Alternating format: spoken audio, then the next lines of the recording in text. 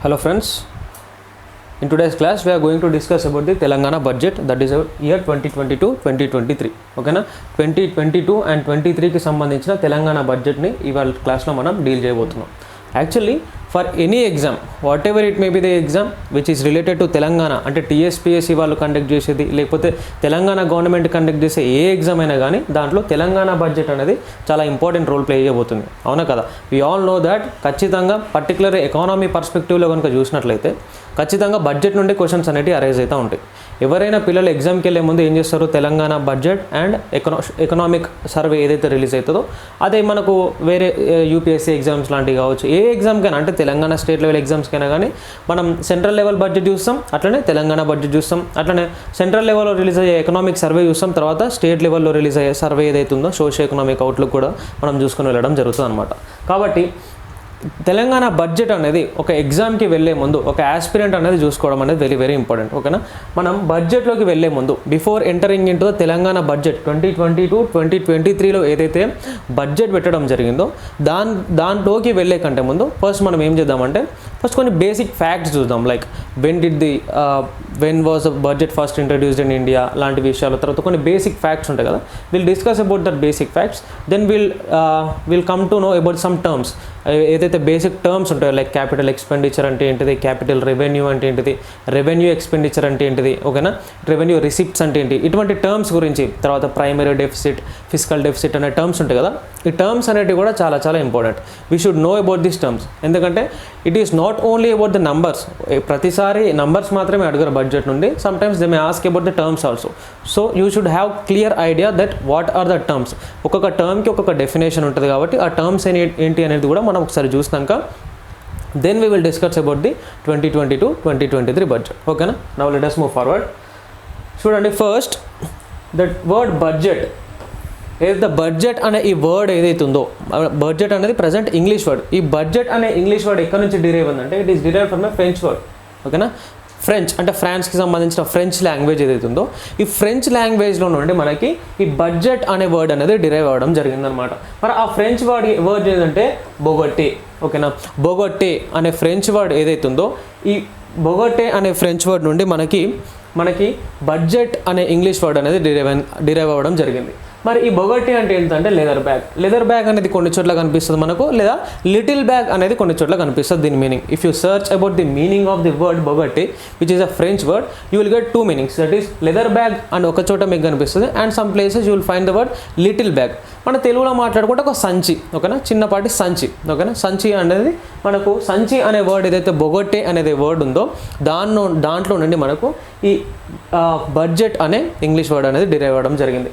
ఇది basic thing, very very basic thing, గుర్తుపెట్టుకోవాల్సిన అవసరం ఉంది. అంటే ఏ లాంగ్వేజ్ నుంచి డిరైవ్ అయింది అనేది అడగొచ్చు. ఓకేనా, ఛాన్స్ ఉంది ప్రతిదానికి.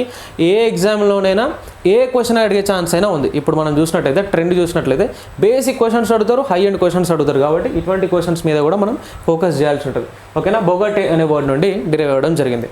And one more important thing is paperless budget. అంటే ఇక్కడ చూడండి, ఒక కొంచెం హిస్టరీ లాగా కనుక మనం చూసినట్లయితే, if you look in to some history, ఎప్పుడైతే పురాతన కాలంలో ఇన్ ఏన్షియంట్ టైమ్స్ అసలు ఈ బొగొటే అనే వర్డ్, ఈ బడ్జెట్ అనే వర్డ్కు హిస్టరీ కనుక మనం చూసినట్లయితే అప్పుడేందంటే అప్పుడున్న కాలంలో ఎవరైతే లీడర్ ఉంటారో, ఎవరైతే అంటే కింగ్స్ రూల్ చేస్తున్న టైంలో బ్యాగ్లో పెట్టుకొని తీసుకొచ్చి ఆ మనీ కానీ అంటే అప్పుడున్న కాయిన్స్ కానీ డిస్ట్రిబ్యూట్ చేసేవాళ్ళు అనమాట. అంటే ఫస్ట్ అంటే ఆ బ్యాగ్లో నుంచి తీసుకొచ్చేవాళ్ళు. ఒక finance minister, let us say for example ఏదో ఒక కింగ్ ఉన్నాడు, we are discussing about the ancient time, మనం ఏన్షియంట్ టైం గురించి మాట్లాడుతున్నాం.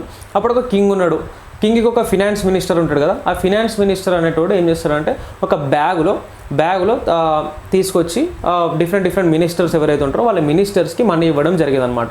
అంటే అక్కడ నుండి ఒక బ్యాగ్ దగ్గర నుంచి స్టార్ట్ అయిన స్టోరీ తర్వాత ఎక్కడి వరకు వచ్చిందంటే ఒక సూట్ కేస్ దగ్గరకు వచ్చింది. ఓకేనా, సూట్ కేస్ మనం లేటెస్ట్గా చూసినట్లయితే మన బడ్జెట్ ప్రజెంటేషన్ ఎట్లా జరుగుతుందంటే ఒక సూట్ కేస్ వస్తారు. ఫస్ట్ మనం బ్యాగ్ నుండి స్టార్ట్ చేసిన తర్వాత we came to suit case.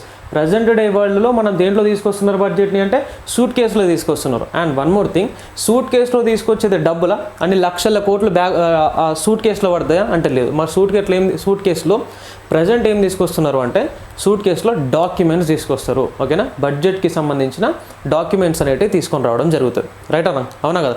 అట్లాంటి ఇప్పుడు ఆ సూట్ కేసు కూడా కాకుండా ఫస్ట్ టైం ఏం చేసిందంటే మిస్సెస్ నిర్మలా సీతారామన్ మేడం, మన finance minister of India Nirmala Sitharaman గారు 2021 ఇయర్లో ఫస్ట్ టైం పేపర్లెస్ బడ్జెట్ అనేది ఇంట్రడ్యూస్ చేయడం జరిగింది. ఓకేనా, పేపర్లెస్ బడ్జెట్ అంటే ఏదైతే సూట్ కేసులో ఏదైతే డాక్యుమెంట్స్ కూడా తీసుకొస్తున్నారో దాన్ని కూడా ఎండ్ చేసి డైరెక్ట్ ఒక ట్యాబ్ని తీసుకొని రావడం జరిగింది. ఓకేనా, కాబట్టి పేపర్లెస్ బడ్జెట్ ఇండియాలో ఎప్పుడు ఇంట్రడ్యూస్ చేయడం జరిగింది అంటే ఎప్పుడు ఫస్ట్ టైం పేపర్లెస్ బడ్జెట్ని ఇండియాలో తీసుకొని రావడం జరిగిందంటే 2021 ఫినాన్షియల్ ఇయర్లో మేడం ఫినాన్స్ మినిస్టర్ మన నిర్మలా సీతారామన్ మేడం గారు ఇంట్రడ్యూస్ చేయడం జరిగింది. ఓకేనా, ఈ పేపర్లెస్ బడ్జెట్నే మళ్ళీ మనం ఏమంటామంటే ఈ బడ్జెట్ అని కూడా అంటాం. ఓకేనా, paperless budget is also called as ఈ బడ్జెట్. ఇది ఒక పాయింట్ కూడా మనం గుర్తుంచుకోవాలి. ఓకేనా, రైట్. తర్వాత the word budget is not mentioned in constitution. This is very very important. మనం ఇన్నిసార్లు బడ్జెట్ అంటున్నాం, ప్రతి సంవత్సరం బడ్జెట్ అనే వర్డ్ వింటాం, ఎగ్జామ్కి వెళ్ళే ముందు బడ్జెట్ని చదువుకొని వెళ్తాం. కానీ బడ్జెట్ అనే వర్డ్ మెన్షన్ చేస్తుందా కాన్స్టిట్యూషన్లో అంటే నో.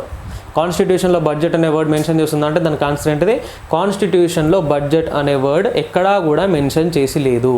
మరి ఏం వర్డ్ మెన్షన్ చేసింది సార్ అంటే యాన్యువల్ ఫినాన్షియల్ స్టేట్మెంట్. ఓకేనా, బడ్జెట్ అని మెన్షన్ చేసి ఉండదు సార్, దాని ప్లేస్లో యాన్యువల్ ఫినాన్షియల్ స్టేట్మెంట్ అని మెన్షన్ చేసి ఉంటుంది. అది కూడా particularly article 112 of the constitution ఏదైతుందో. ఓకేనా, ఆర్టికల్ 112 ఆఫ్ ద కాన్స్టిట్యూషన్లో యాన్యువల్ ఫినాన్షియల్ స్టేట్మెంట్ అని ఏదైతే మెన్షన్ చేసిందో దాన్నే మనం యాన్యువల్ ఫినాన్షియల్ స్టేట్మెంట్ అని కాకుండా బడ్జెట్ అని నార్మల్ జనరల్ టర్మ్స్లో పిలుచుకోవడం జరుగుతుంది. ఓకేనా, this is very very important. Article అనేది గుర్తుపెట్టుకోవాలి. ఆర్టికల్ 112 ఆఫ్ ద కాన్స్టిట్యూషన్ 112వ ఆర్టికల్ ఏదైతే ఉందో that article is giving the power to annual financial statement. ఓకేనా, యాన్యువల్ ఫినాన్షియల్ స్టేట్మెంట్ అంటే మనకి in the name itself we're clearly understanding that it's an financial statement. ఎన్ని సంవత్సరాలకి అంటే ఒక సంవత్సరానికి, యాన్యువల్ అంటే for 1 year, annual financial statement అంటే రాబోయే కాలంలో. ఓకేనా, ఇన్ ది కమింగ్ ఇయర్ ఏమేమి స్పెండ్ చేయబోతున్నాం అనేది మనకు బడ్జెట్లో క్లియర్గా చూపించడం జరుగుతుంది. That comes under article 112. అదే స్టేట్ లెవెల్లోనో అయితే ఇక్కడ మెన్షన్ చేస్తున్న ఆర్టికల్ 202. ఓకేనా, ఆర్టికల్ 202 ఇది ఒకటి గుర్తుంచుకోండి. తర్వాత after independence India's first finance minister Shanmugam Shetty presented the first budget of independent India on 26th November 1947. 26th November 1947 రోజు మన ఫస్ట్ ఫినాన్స్ మినిస్టర్ ఎవరైతే ఉన్నారో షణ్ముఖం శెట్టి అతను మన ఫస్ట్ బడ్జెట్ని ఇంట్రడ్యూస్ చేయడం జరిగింది. ఓకేనా, మన ఫస్ట్ బడ్జెట్ని ఇంట్రడ్యూస్ చేసింది ఎవరు అంటే షణ్ముఖం శెట్టి అని చెప్పేసి అనాలి. ఎప్పుడు 26th November 1947. That is in independent India.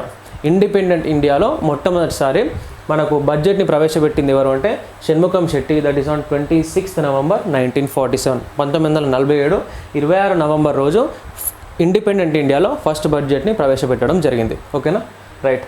తర్వాత ఇన్ 1924, ఓకేనా, 1924 on the recommendations of Acworth committee. ఓకేనా, యాక్చువల్లీ ఈ అక్వర్త్ కమిటీని 1921లో తీసుకొని రావడం జరిగింది. ఓకేనా, 1921లో అక్వర్త్ కమిటీని ఫామ్ చేస్తే 1924లో ఏం జరిగిందో చూడండి. In 1924, on the recommendations of Ackworth Committee, central budget and railway budget were divided. ఈ మనకు ఇప్పుడు central budget and railway budget ఏవైతే ఉన్నాయో అవి అంతకుముందు ఒకటే ఉండనమాట. దాని తర్వాత 1921లో అక్వర్త్ కమిటీని తీసుకొస్తే అక్వర్త్ కమిటీ రికమెండేషన్స్ మేరకు ఇన్ ద ఇయర్ 1924 1924 సంవత్సరంలో ఏం జరిగిందంటే both these budgets were divided. అంటే ఎలా డివైడ్ చేసిందో ఒకటి సెంట్రల్ బడ్జెట్ లేదా union budget and railway budget ఈ రెండింటిని డివైడ్ చేయడం జరిగింది. క్వశ్చన్లో exam may arise like which of the following committees recommended for the dividing of central budget and railway budget అంటే our answer is Acworth committee. ఈ Acworth committee సూచనల మేరకు మాత్రమే మనకు ఈ రెండు బడ్జెట్స్ని డివైడ్ చేయడం జరిగింది.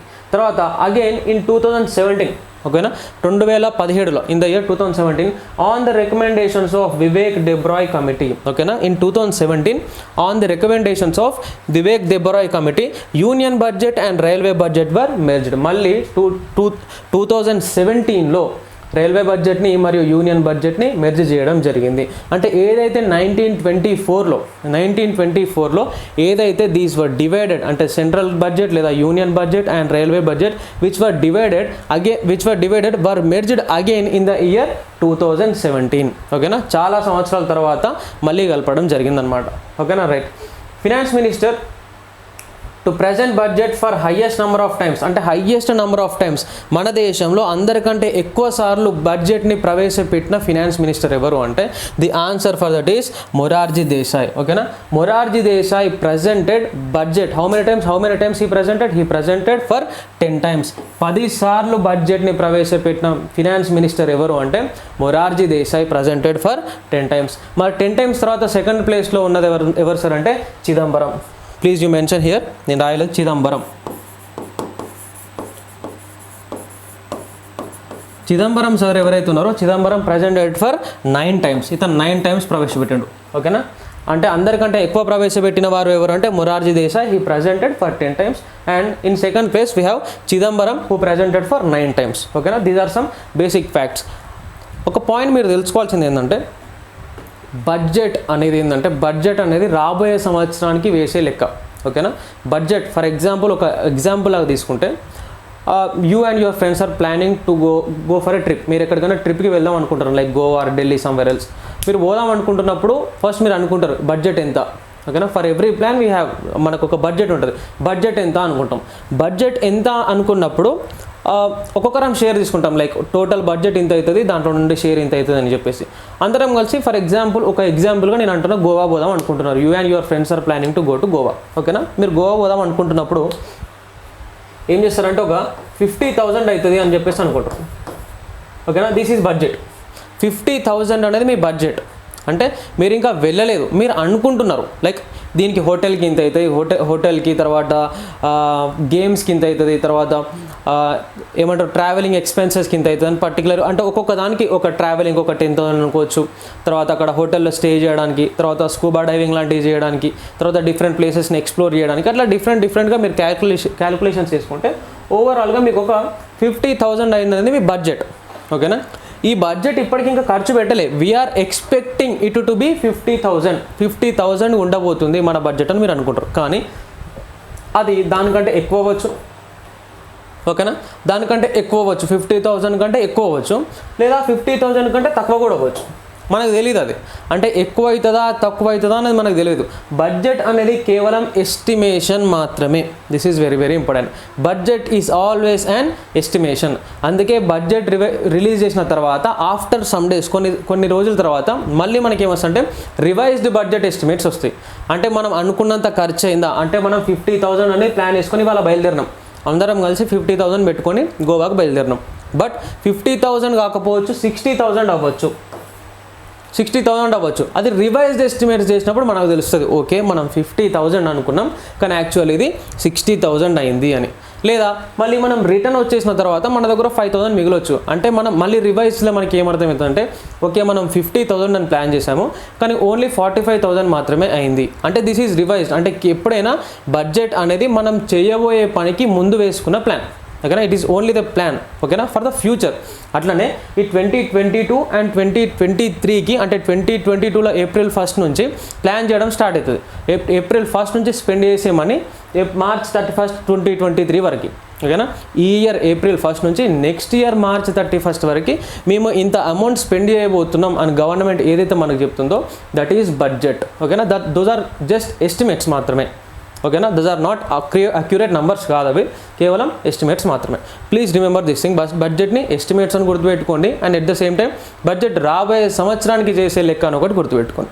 Right, let us go forward. Yes, ఇప్పుడు బడ్జెట్ని we have divided the budget.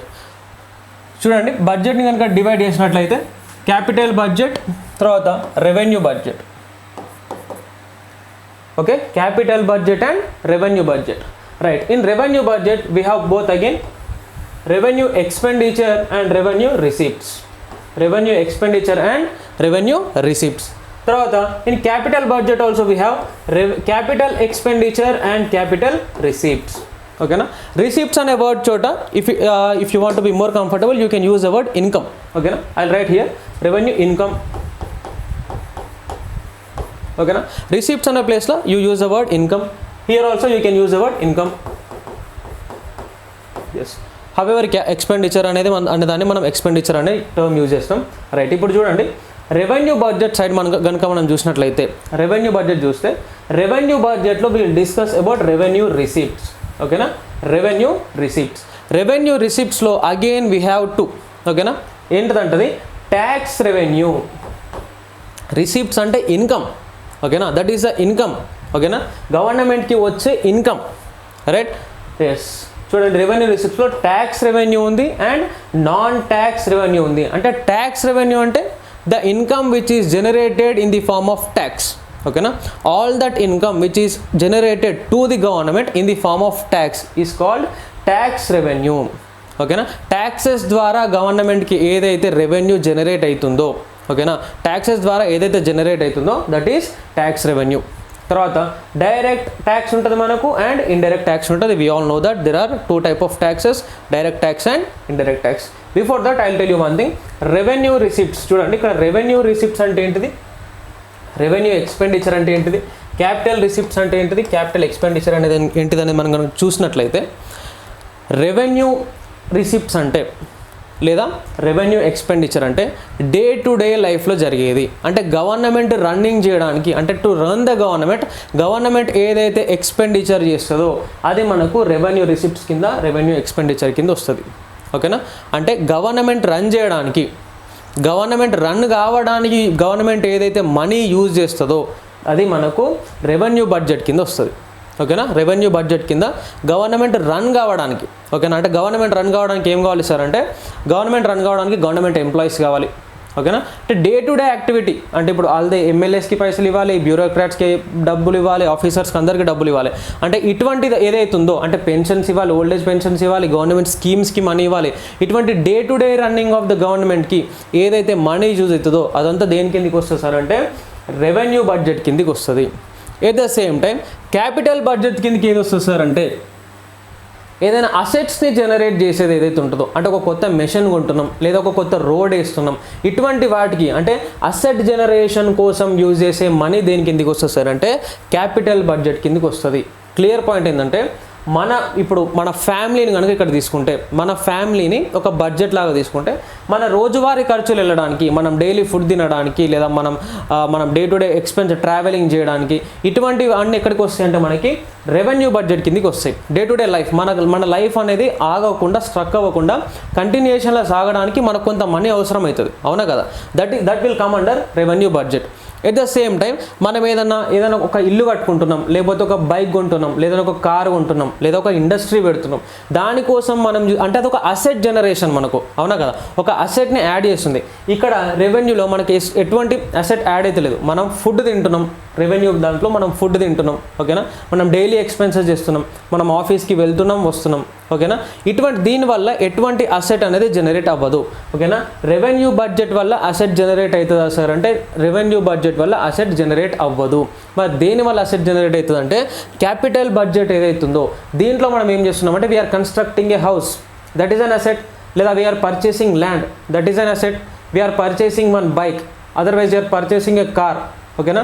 Otherwise we're establishing an industry. In this way ఇక్కడ ఏమవుతుందంటే అన్ అసెట్ ఈజ్ జనరేటింగ్, ఓకేనా. ఇటువంటి అసెట్ జనరేటింగ్ కోసం మనం ఇన్వెస్ట్ చేసే మనీ ఏదైతుందో అది మనకు క్యాపిటల్ బడ్జెట్లో వస్తుంది, ఓకేనా. మన day to day life run కావడానికి మనం ఏదైతే మనీ యూజ్ చేస్తామో అది మనకు రెవెన్యూ బడ్జెట్ కింద వస్తుంది, ఓకేనా. ఇది క్లియర్గా రెవెన్యూ బడ్జెట్ అంటే ఏంటిది, డే టు డే రన్నింగ్ కోసం. క్యాపిటల్ బడ్జెట్ దేనికోసం అంటే అసెట్ జనరేట్ చేయడానికి కోసం, ఓకేనా. I hope it is clear. Now see, ఇక్కడ రెవెన్యూ గురించి మనం మాట్లాడితే రెవెన్యూ రిసిప్ట్స్లో, రెవెన్యూలో మళ్ళీ 2 types ఉన్నాయి. రెవెన్యూ రిసిప్ట్స్ ఉన్నాయి, రెవెన్యూ ఎక్స్పెండిచర్ ఉన్నాయి. అంటే ఇవి డే టు డే ద్వారానే మనీ వస్తుంది గవర్నమెంట్కి, ఓకేనా. Government day to day expenditure ఏదైతే ఇక్కడ చేస్తుందో రెవెన్యూ ఎక్స్పెండిచర్, ఆ ఎక్స్పెండిచర్ చేయడం వల్ల గవర్నమెంట్కి వచ్చే రెవెన్యూ రిసిప్ట్స్ అనమాట. అంటే day to day government day to day working చేసినందుకు గాను గవర్నమెంట్కి వచ్చే మనీ ఏంటిదంటే రెవెన్యూ రిసిప్ట్స్, ఓకేనా. గవర్నమెంట్ చేసే డే టు డే ఎక్స్పెండిచర్ ఏంటంటే revenue expenditure. Government asset generation కోసం చేసే ఎక్స్పెండిచర్ ఏంటిది క్యాపిటల్ ఎక్స్పెండిచర్. ఆ క్యాపిటల్ ఎక్స్పెండిచర్ చేసిన తర్వాత గవర్నమెంట్ అసెట్ జనరేషన్ కోసం చేసిన దాని నుంచి వచ్చేది ఏంటిది మనకి క్యాపిటల్ రిసిప్ట్స్, ఓకేనా. ఇక్కడ చూసినట్లయితే రెవెన్యూ రిసిప్ట్స్ గురించి మనం ఇప్పుడు మాట్లాడినట్టయితే రెవెన్యూ రిసిప్ట్స్లో మళ్ళీ గవర్నమెంట్కి ఒకటి ఉంది, tax revenue and non tax revenue. ఈ ట్యాక్స్ రెవెన్యూలో వీ హ్యావ్ డైరెక్ట్ ట్యాక్సెస్. అంటే డైరెక్ట్ ట్యాక్సెస్ ఏమొస్తాయి మనకి ఇన్కమ్ ట్యాక్స్ వస్తుంది. Income tax is direct tax, ఓకేనా. ఇండియాలో ఇన్కమ్ ట్యాక్స్ కలెక్ట్ చేయడం జరుగుతుంది, that is a progression tax. అంటే మన శాలరీ పెరుగుతా కొద్దీ ఎప్పుడైతే శాలరీ అనేది పెరుగుతా పోతుందో ఇన్కమ్ ట్యాక్స్ కూడా ఇంక్రీజ్ అవ్వకుండా వస్తుంది. ఓకేనా. Income tax is a form of direct tax. అదే తర్వాత ఇన్కమ్ ట్యాక్స్ని వదిలేస్తే మీరు ఒక ఇండస్ట్రీ పెట్టినట్లయితే లేదా ఒక కార్పొరేట్ సెక్టార్లో ఒక ఇండస్ట్రీ పెట్టినట్లయితే దాని మీద గవర్నమెంట్ ఏమిస్తుంది, మనకు కార్పొరేట్ ట్యాక్స్ ఇస్తుంది. Both corporate tax and income tax are direct taxes. ఇక్కడ డైరెక్ట్ ట్యాక్స్ రూపంలో గవర్నమెంట్కి ఇన్కమ్ అనేది జనరేట్ అవుతుంది. At the same time there are so many indirect taxes. ఓకేనా. ఇండైరెక్ట్ ట్యాక్సెస్ రూపంలో కూడా గవర్నమెంట్కి ఇన్కమ్ అనేది జనరేట్ అవుతూ ఉంది in the form of tax revenue. ఓకేనా. తర్వాత non tax revenue. In non tax revenue we have grants. ఓకేనా. The grants which will come from central government are from other countries. ఓకేనా. ఇటువంటి గ్రాంట్స్. తర్వాత dividends and profits. Profits అంటే ఈ public sector undertakings ఏవైతే ఉంటాయో ఇటువంటి వాటి నుండి వచ్చే ప్రాఫిట్స్. తర్వాత గవర్నమెంట్ ఎప్పుడైతే ఇక్కడ ఇన్వెస్ట్ చేస్తుందో అక్కడ నుంచి వచ్చే డివిడెండ్స్. ఈ రూపంలో, ఈ డివిడెండ్స్ రూపంలో, ప్రాఫిట్స్ రూపంలో, గ్రాంట్స్ రూపంలో నాన్ ట్యాక్స్ రెవెన్యూ అనేది గవర్నమెంట్కి వస్తూ ఉంది. ఓకేనా. గవర్నమెంట్కి వస్తూ ఉంది. రిసిప్ట్స్ అంటున్నాం కదా, ఇన్కమ్ అంటున్నాం కదా, గవర్నమెంట్కి ఈ రూపంలో మనీ వస్తూ ఉంది in the form of tax revenue. Taxes we have direct tax and indirect tax. Direct tax రూపంలో, ఇండైరెక్ట్ ట్యాక్స్ రూపంలో గవర్నమెంట్కి మనీ వచ్చింది. తర్వాత గ్రాంట్స్ రూపంలో గవర్నమెంట్కి మనీ వచ్చింది. డివిడెండ్స్ రూపంలో గవర్నమెంట్కి మనీ వచ్చింది. And in the form of profits also government is earning some revenue. ఓకేనా. ఇది రెవెన్యూ రిసిప్ట్స్ గురించి. తర్వాత we'll discuss about revenue expenditure. ఓకేనా. రెవెన్యూ ఎక్స్పెండిచర్ ఇక్కడ చూసినట్లయితే ప్లాన్డ్ ఎక్స్పెండిచర్ కొంత ఉంటుంది, తర్వాత అన్ప్లాన్డ్ ఎక్స్పెండిచర్ కొంత ఉంటుంది. ఈ అన్ప్లాన్డ్ ఎక్స్పెండిచర్ కింద ఏమొస్తుందంటే డే టు డేకి సంబంధించిన శాలరీస్ కావచ్చు, పెన్షన్స్ కావచ్చు, స్కీమ్స్ కావచ్చు, ఇటువంటి అనేది దేని కిందకి వస్తాయి అంటే అన్ప్లాన్డ్ ఎక్స్పెండిచర్ కిందకి వస్తాయి. ఓకేనా. All those things like salaries, pensions, schemes, all those things will come under unplanned expenditure. That means there is not any requirement of special planning. అవి ఎట్లయినా కంటిన్యూషన్ జరుగుతూనే ఉంటాయి. So there is no any particular plan needed. ఓకేనా.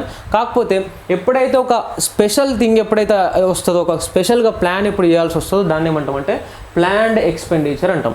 ఎప్పుడైతే మనకు Covid వచ్చిందో government కొన్ని packages ప్రకటించాల్సి వచ్చింది, అవునా కదా.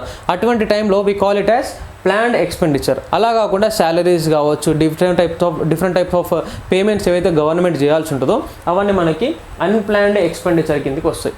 ఓకేనా. I hope you understood what is revenue receipts and revenue expenditure. Revenue receipts అంటే గవర్నమెంట్కి day to day running, government day to day running చేయడం ద్వారా గవర్నమెంట్కి ఎర్న్ అయిన money, that is revenue receipts. That is tax revenue ఉంటుంది, non tax revenue ఉంటుంది. దాంట్లో ఏముంటాయో మనం చూసినాం. తర్వాత ఈ రెవెన్యూ ఎక్స్పెండిచర్లో మనకు రెండు ఉన్నాయి, planned expenditure and unplanned expenditure ఉన్నాయి. Next will see about the capital budget. Yes, capital receipts అంటే ఏంటి, క్యాపిటల్ ఎక్స్పెండిచర్ అంటే ఏంటి చూసిన. క్యాపిటల్ రిసిప్ట్స్లో వీ హ్యావ్ బారోయింగ్స్. ఓకేనా.